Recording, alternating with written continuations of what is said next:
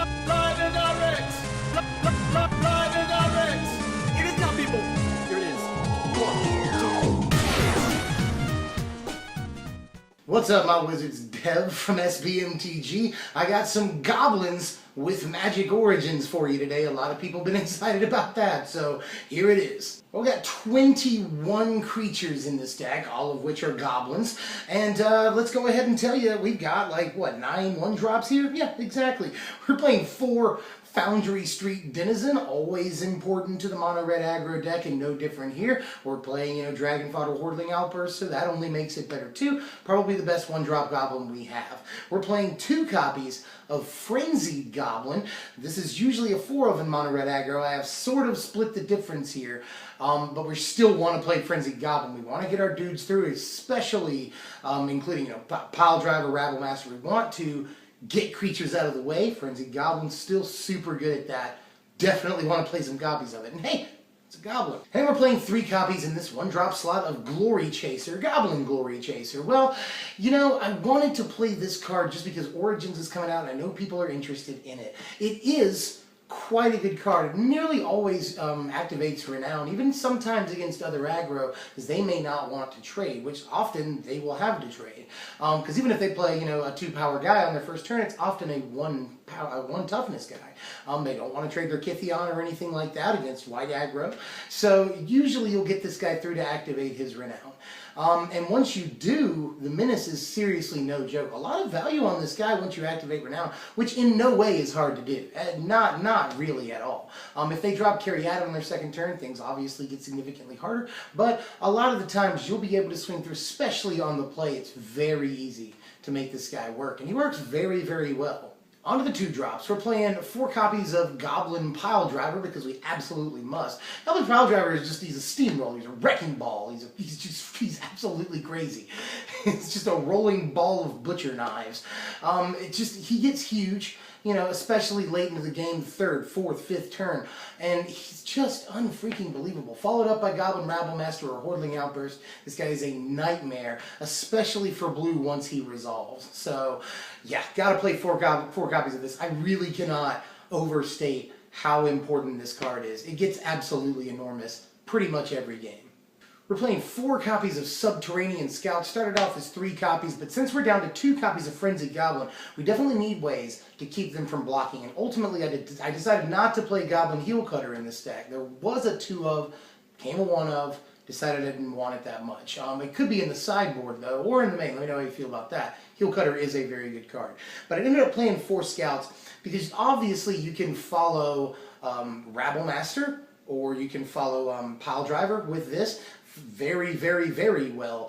You can, guarantee the Renown is activated on Glory Chaser by dropping this second turn. Has an awful lot of applications and is a very good top deck because obviously you can top deck this any point in the game, play it, make Rabble Master unblockable, swing in, and now he's huge and unblockable. Also good on Goblin Rabble Master, protects him from blockers that would otherwise kill him. So there's a lot of good to be said about Subterranean Scout. I think it's a fantastic card. And finally, the granddaddy, the OG 4 copies of Goblin Rabble Master. The guy's been tearing up the format for over a year and a half now. Got to be in this Goblins themed deck. He's going to be in mono-red aggro one way or the other. He's going to be in Tarko aggro. He's going to be in a lot of aggro strategies that have access to red. Doesn't matter if they play 3 colors.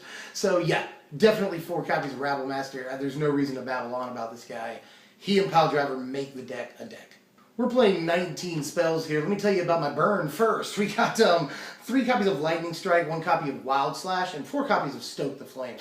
A lot of decks will play 4 Wild Slash, 4 Strikes. Some will play 4 Wild Slash, 4 Magma Jet. Some will, play 4 Lightning Strike, 4 Magma Jet. We're playing no Magma Jets. We are playing 1 copy of Slash.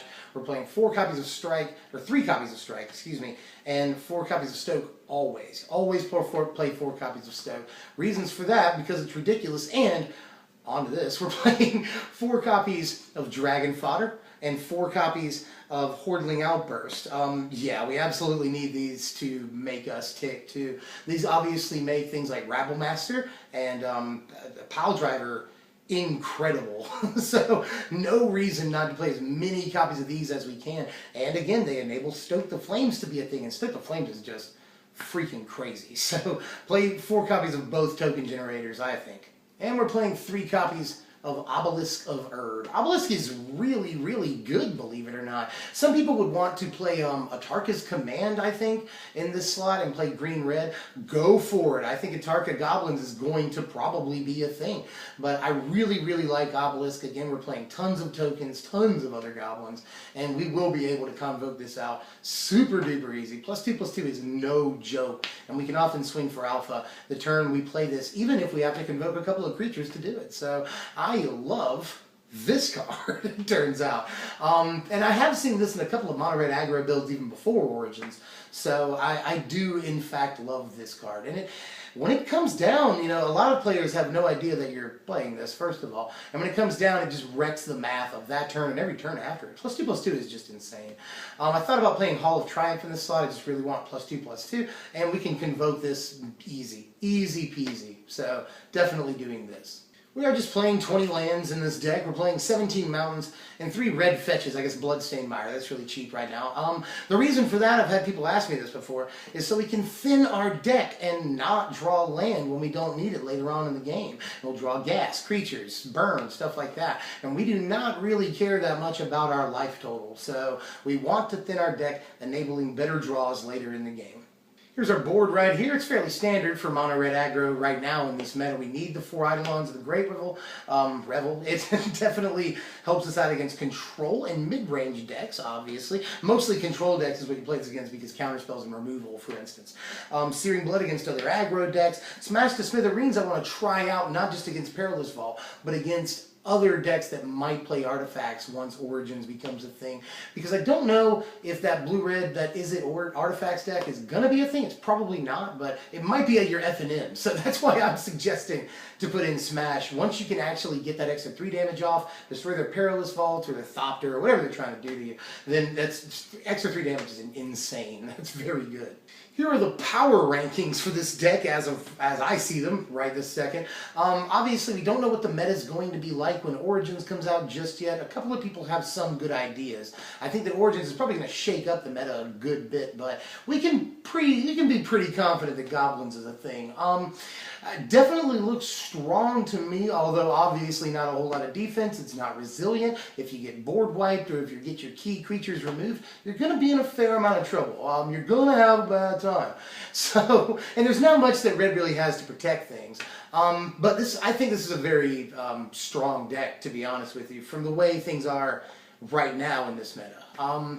Yeah, I mean, there are things that we could have played in this deck, definitely. Some people would want to see combat tricks and things like Teamer Battle Rage, Titan Strength, but I went more pure aggro for this deck, and I wanted to get as much value out of Rabblemaster and Pile Driver as I possibly could. That's sort of the whole philosophy of the deck. And, you know, late game burn, early game burn to get rid of their creatures and attack through their goblins. I mean, it's a very traditional red aggro deck, but we get ridiculous amounts of power and value out of a couple of key creatures, and it's pretty consistent in doing that too, you know? So I really, really think this deck is going to be a thing. It might take a slightly different form than we see it take right now, but I don't think it's going to be too much different. I wonder if people are going to play Subterranean Scout, or in what multiples people will play Goblin Glory Chaser. I really wonder about that. So let me know how you feel about this. I think it's really competitive right now. But again, we don't know what the meta is going to be like.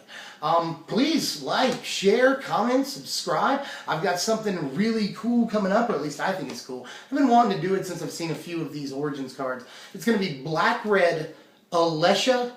And that's going to be awesome. I think that deck looks really powerful. I'm not going to tell you too much more about it, but I've been playtesting it a little bit. It was going to be Jund with Collected Company. Decided to just go black-red with Alesha. Let me know which one you'd want to see more. I think black-red with Alesha is a little more consistent, but Collected Company is Collected Company. And also Magic Origins spoilers, set reviews coming up soon, so make sure you sub. I'll see you guys later. Thanks for watching, my wizards.